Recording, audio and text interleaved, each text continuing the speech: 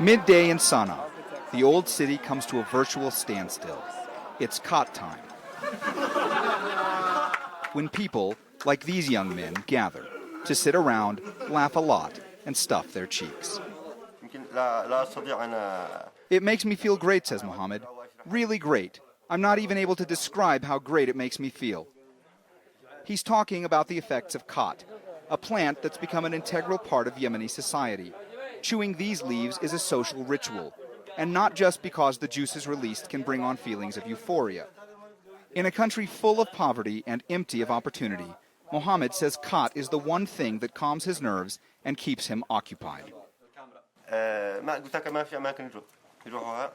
There are no places for us to go here, says Mohammed. It's a social practice where friends and family gather, especially during holidays and vacations. But others call khat a dangerous drug, one that narcotizes the citizens of this country and whose overall effects are far from positive. Many think Yemen is addicted to it. Khat is now very much interconnected with social practices, says Rashad Al-Alimi, Yemen's deputy prime minister. People at weddings want khat. In sittings, they want khat. In public relations meetings and visitations between people, they want khat. So how can we disconnect khat from social customs? Complicating their efforts is the fact that khat is virtually the only cash crop in this extremely poor country. But while the plant may sustain Yemen's farmers, in the end, it may kill their farms. In Yemen, 91% of the country's water resources are used for agriculture.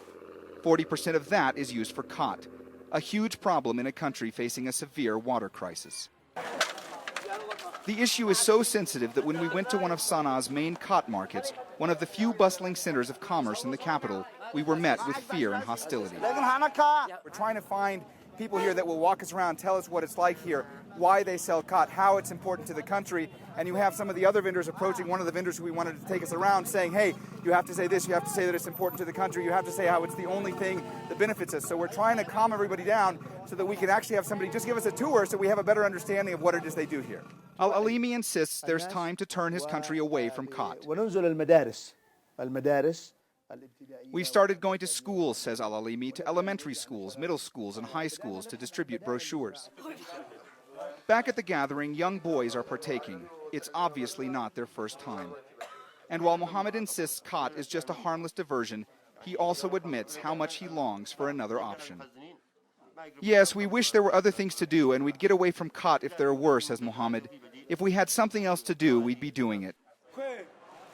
As if Yemen's many threats weren't enough to worry about, this is just one more problem to chew over. How to escape one of the country's few escapes. Mohammed Jamjoom, CNN, Sana'a, Yemen.